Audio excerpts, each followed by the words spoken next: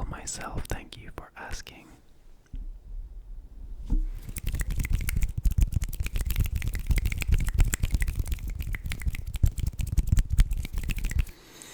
recording a little bonus video today. I wasn't planning on recording today.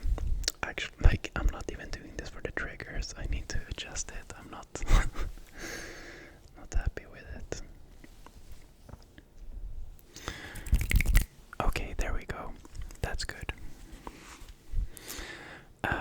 I wasn't planning on recording a video today, but I just felt it, I wanted to do it. And so I did. And here we are. I just finished recording my first ever, what do you call it?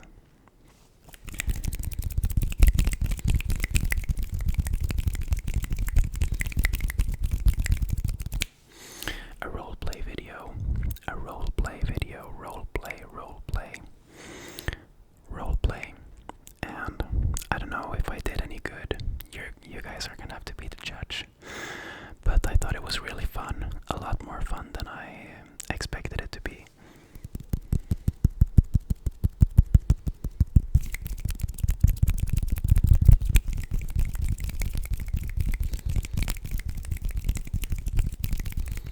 Or well, not more fun than I expected it to be, but more fun. In the past, I haven't been thinking about doing role plays because I thought I wouldn't like it, but today for some reason I felt that it was time, and I was super pumped about doing it and everything.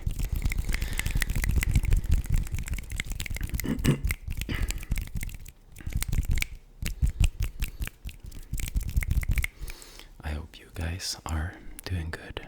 I think while we're in the topic of trying new things, I might as well try some soft-spoken ASMR, if my voice holds up. Every time I've tried to do soft-spoken, it's been very hard because I feel like I just get voice cracks and stuff, but hey, we're all friends here, so.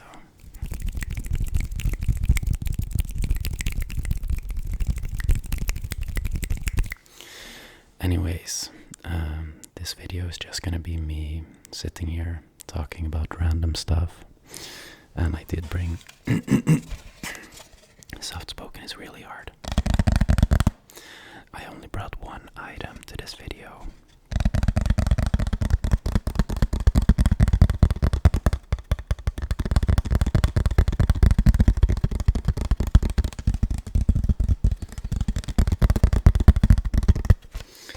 But the item is not the main attraction of the video. I am.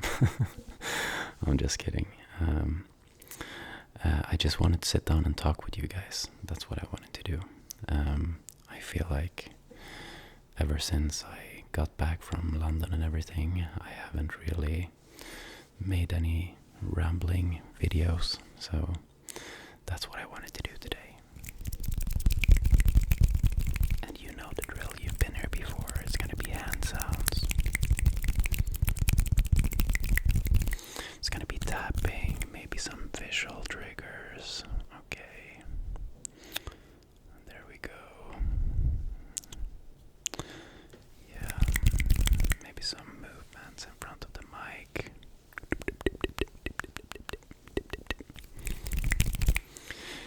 You know the drill. You know the drill.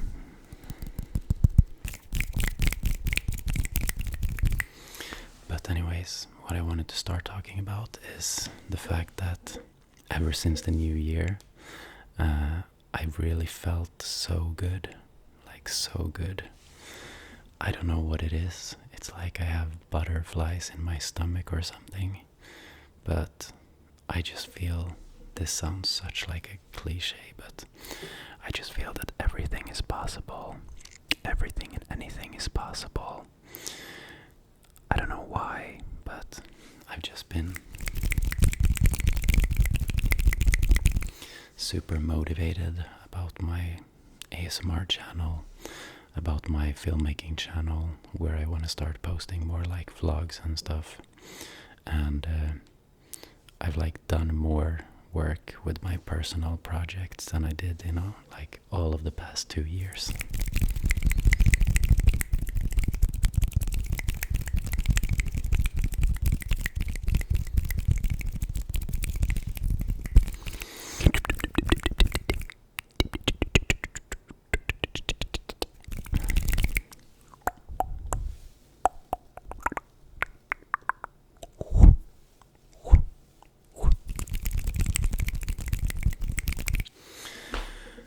And that's super exciting.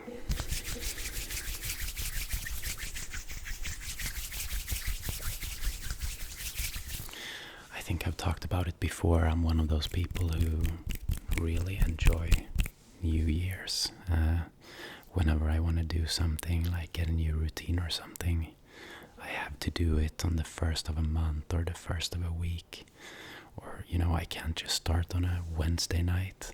So the New Year is like the ultimate time for me, because we're starting like day one. Now you can reset everything you did and start over and do it right.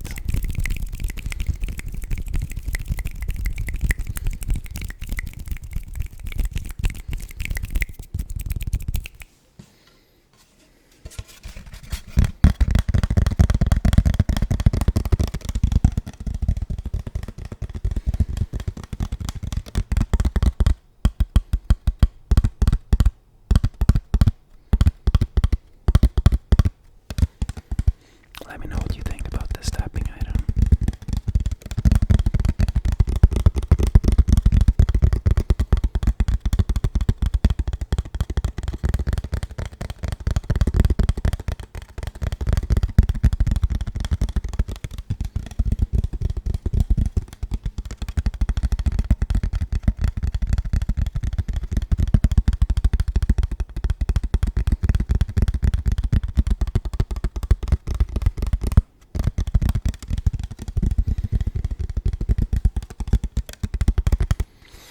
It was a gift from Olivia's dad. Since we couldn't go there for Christmas due to us being sick, he gave it to me yesterday. And no, the gift was not this random, like, wooden thing. This is the lid for 2 knives, Japanese knives by the looks of it.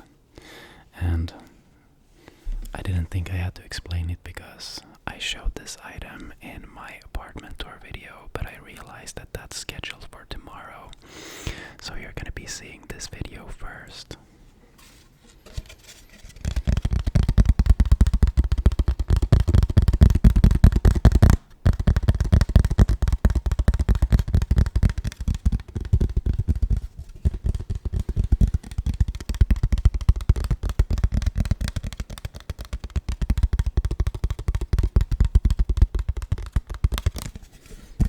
I want you to just relax. You know that, right?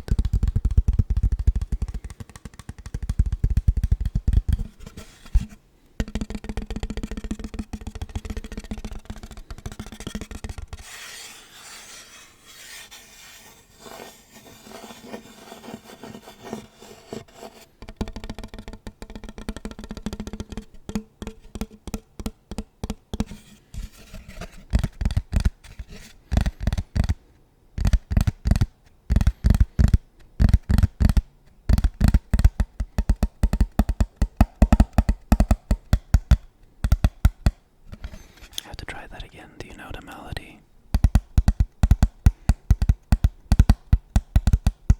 Oh, I failed.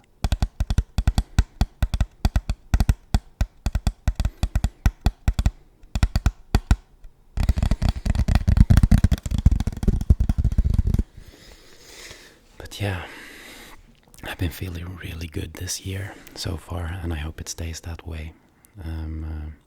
I think it will. And like I mentioned in the past, or in the beginning of the video, I just feel that anything is possible, and that sounds very broad. And what I mean by that is I feel that, me and Olivia, we might be able to go to travel in the future. My biggest dream is to just quit my job and go travel again. And that might be a possibility.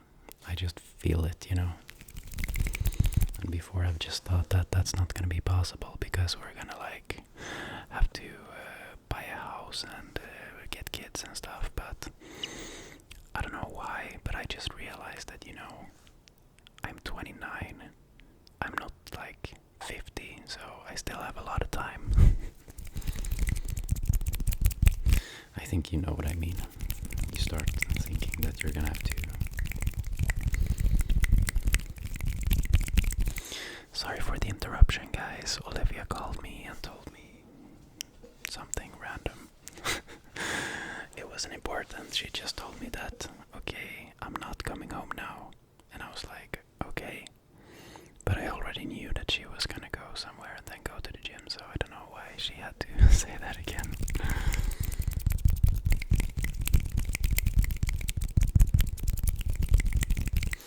But yeah, to elaborate, as I was gonna say, when you're getting older, you always feel that the time to travel or the time to do something has passed. But I don't know, I just feel that the world is my oyster and I have a lot of time left. That sounds so dramatic. It's not like I'm gonna die, but you just feel that when you get to a certain age you have to do grown-up things and you can't go travel around the world or start a new, go in a new direction in life with YouTube channel or whatever it might be.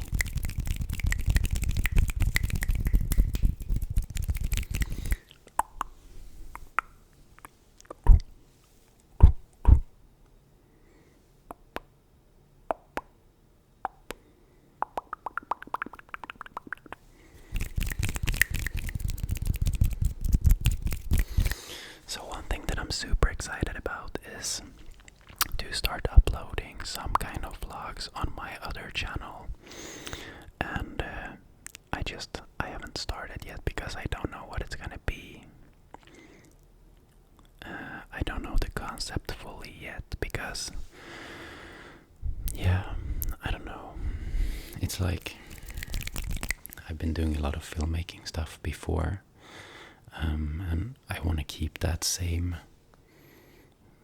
theme with filmmaking, but I still don't want to lock myself to that audience only. But at the same time, I know with YouTube statistics and the algorithm and everything, if you start uploading super mixed stuff, it's not good for your channel. You want to have a niche. You want to have a niche. You definitely want to have a niche.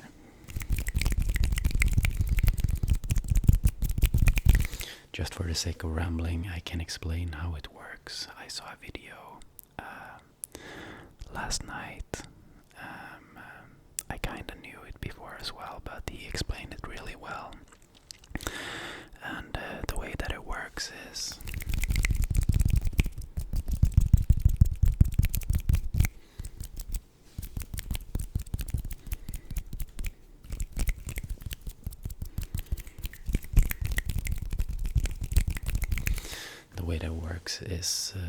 that I don't know why I keep doing this. I think it's because I'm afraid to talk too loud into the microphone. Talk too loud. Talk too loud into the microphone.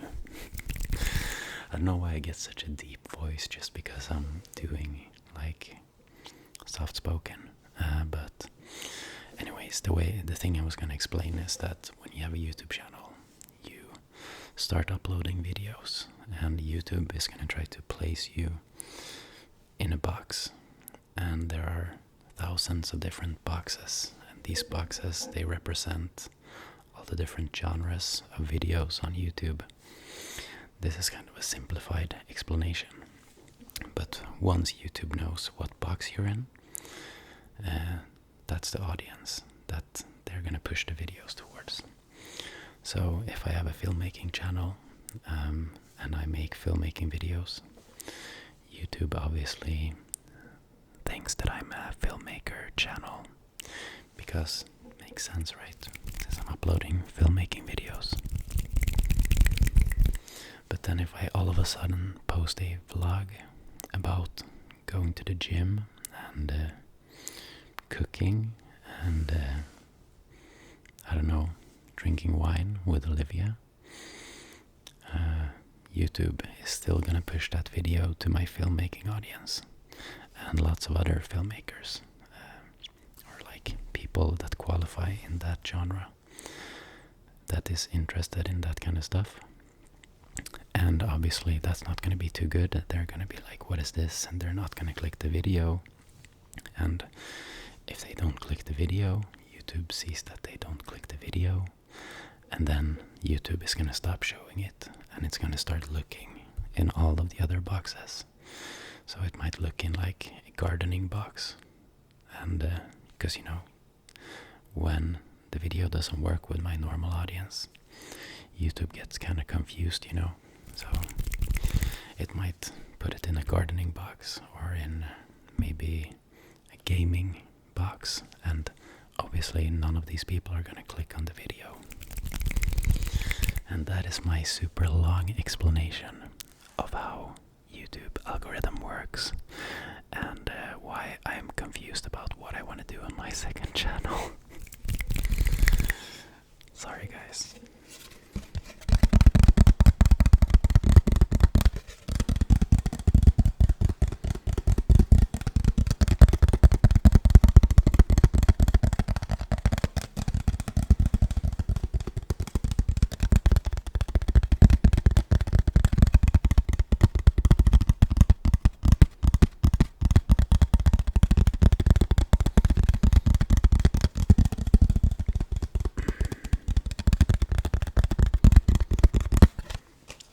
You might be thinking to yourself, why do you want to start making vlogs? Why do you want to start making vlogs?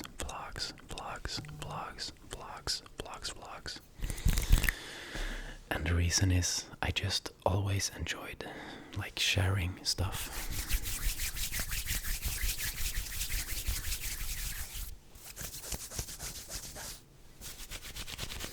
I think you probably noticed that already with this channel. Like, I don't mind sharing about my personal life and stuff that I've been through and how I got through it, and that really makes me happy to be able to share. And I feel like I've been through stuff that could make people, like, that could help people to hear it. You know, not that I would base my channel around only talking about that, but I don't know how to explain it. I just really enjoy sharing stuff about my life, and I love filmmaking, so I guess it's natural.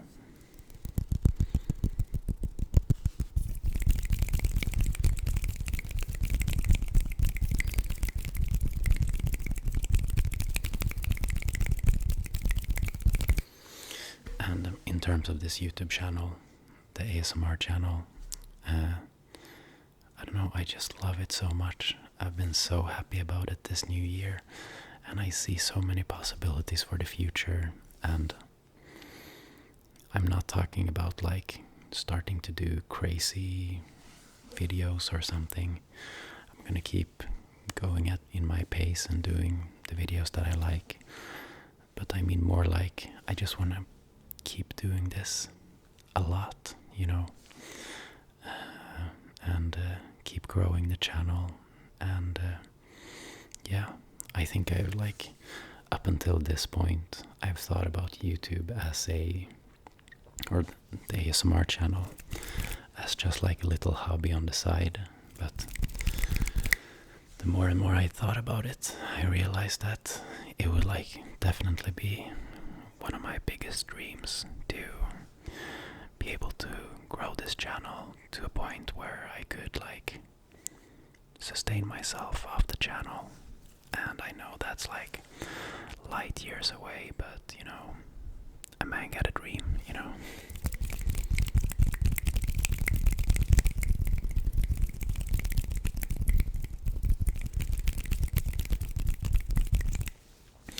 I think I've just like, for quite a while, put myself and my dreams and aspirations aside. Like my ultimate long-term dream has always been to be able to like sustain myself in one way or the other and like travel the world.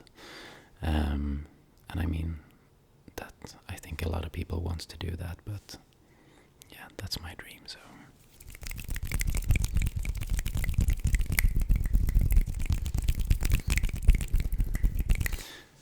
and yeah, I'm starting to feel it more and more that it may be in some time in the future it could be actually possible.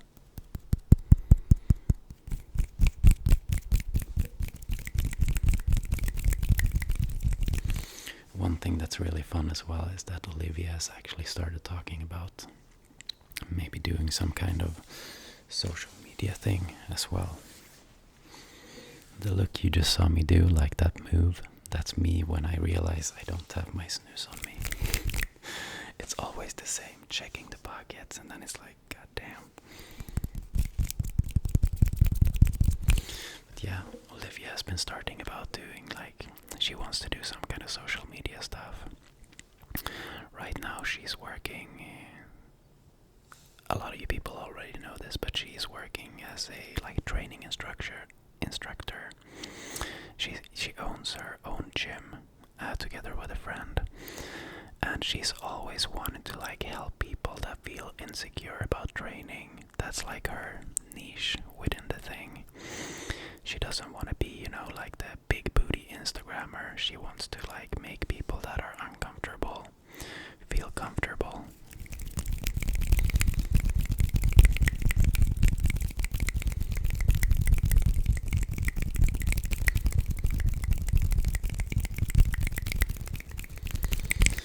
And that makes me really happy that she's also thinking about her own dreams and goals and starting to pursue them.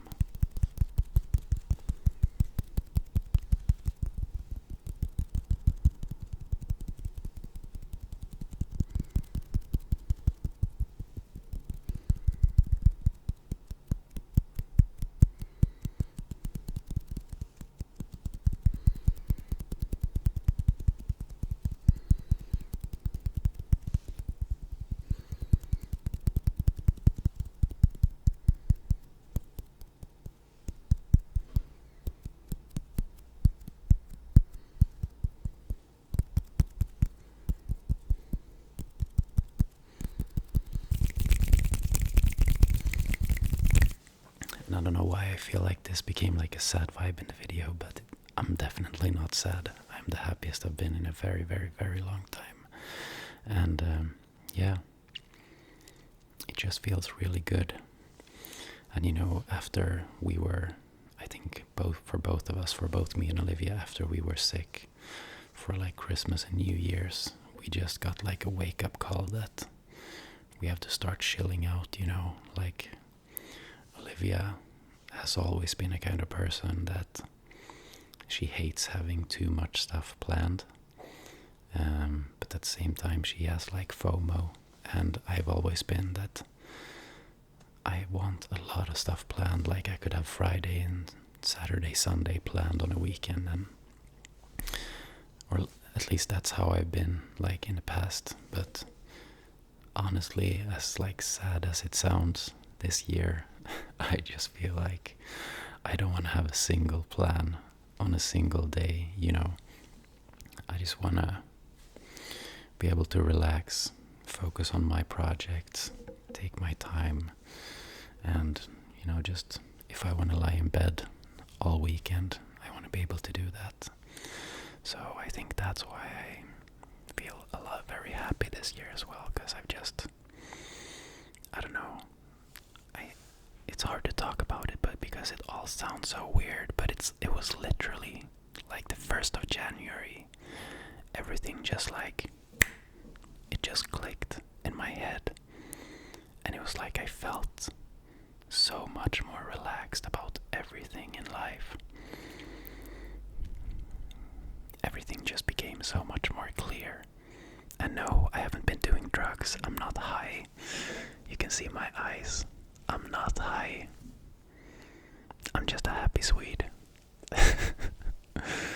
And yeah.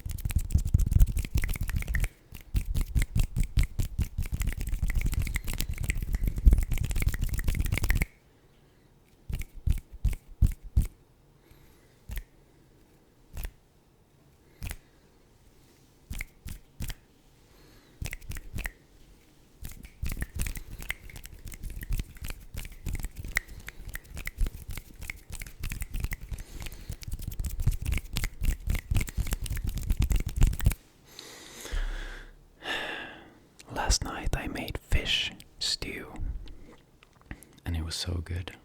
And I made so much fish stew that we're probably gonna have to eat it for the next week for lunch and dinner. And I realized that my fish stew is like super, like I've always thought of fish stew as a like luxury dish, because fish is pretty expensive. But now when I saw the amount that I made, I just realized that this is like a luxury dish on a budget.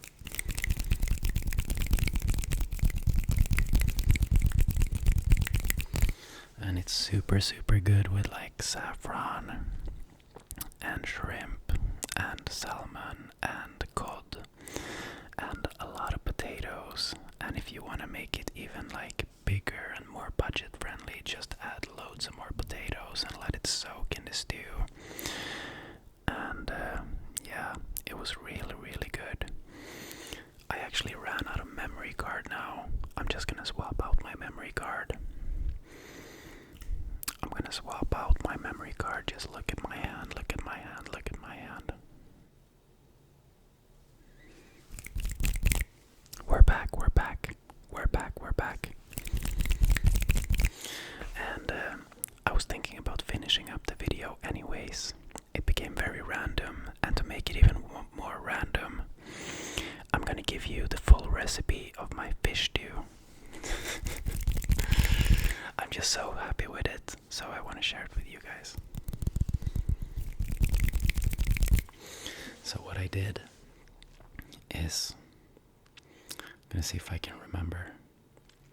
So I have a big pan, like a big pan. Olivia bought it for me for my birthday last year, and it's literally called, like the literal name of the pan that they sell it as is the giant brazier.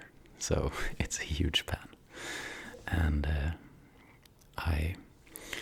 first thing I did is like what I always do. It's called a mise en place. And that basically just means, in a fancy word, that you prepare everything beforehand and then you clean up. So I got like 2 yellow onions and I sliced them up, cut them up into like small pieces. Maybe like 8 garlics. Is it called garlic cloves? Like the little branch. Yeah, I don't know. 8 garlic cloves. I think that's what it's called. And I sliced them up. And then I got some stuff that I have no idea what it's called. Let me see. There's my phone. Let me just Google what it's called.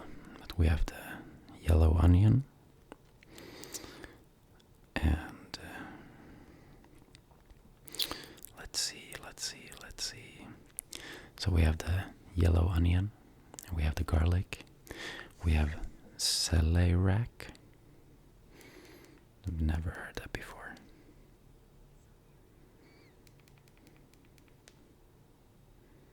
Celeriac. Celeriac. Celeriac. So we have yellow onion, we have garlic, we have celeriac, and then we have, there's one more thing that I don't know what it's called.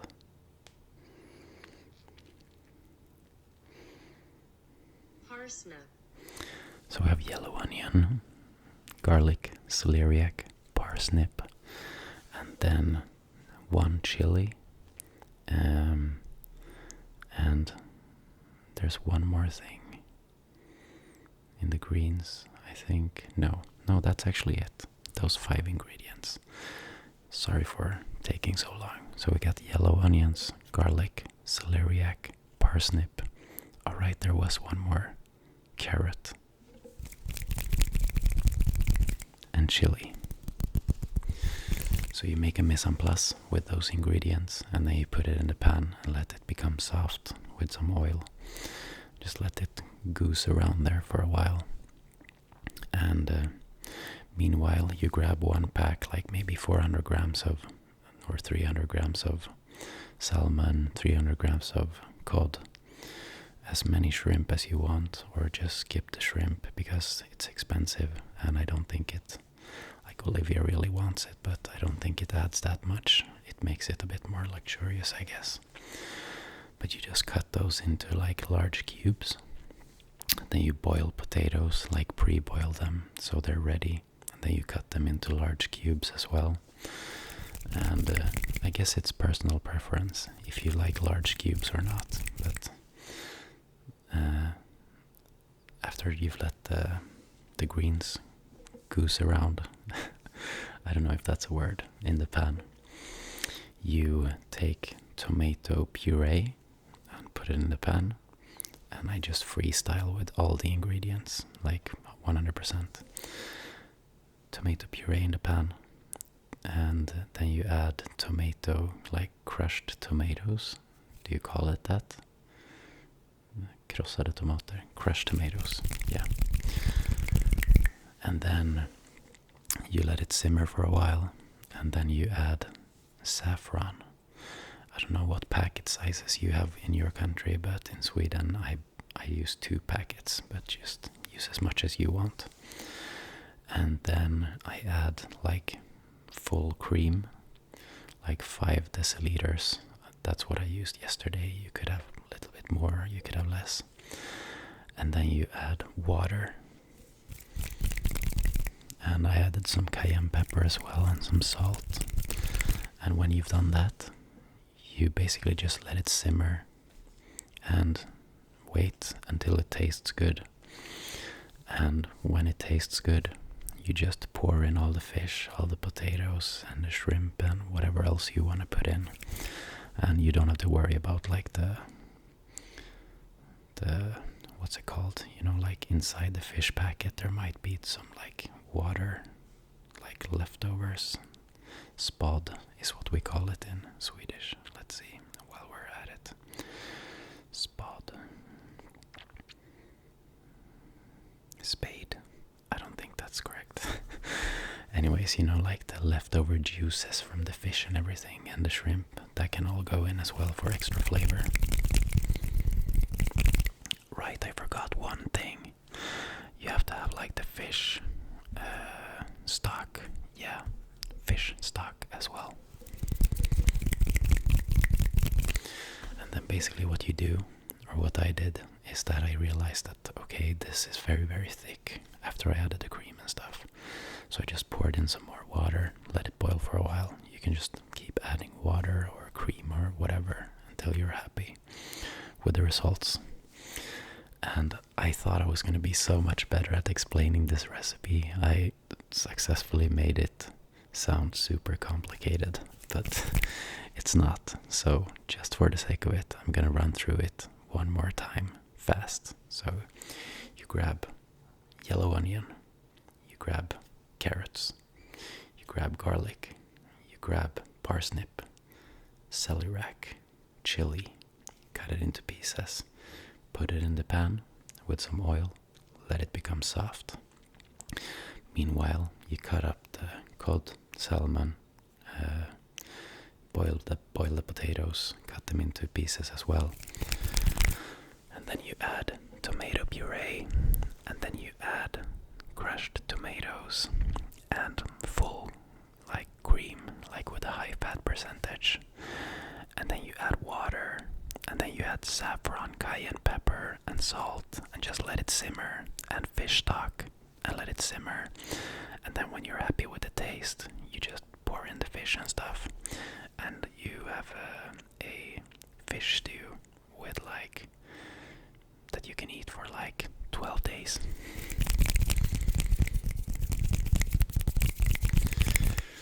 Guys, I think this is like the most random video that I ever recorded, but I hope you enjoyed it. And now when I talked so much about food, I actually became like super hungry. So I think I'm gonna go cook something. And you might be thinking, like, why the hell do you want to cook something you just made fish stew for like 12 days? Well, that's because we're gonna be freezing some of the stew because we don't want to eat it for 12 days. I'm gonna cook something else so we can like mix it up and maybe have something different for lunch or dinner, you know what I mean. And also because I love cooking. And before I start thinking about some other random thing that I could start talking about, I'm gonna say thank you for watching and goodbye.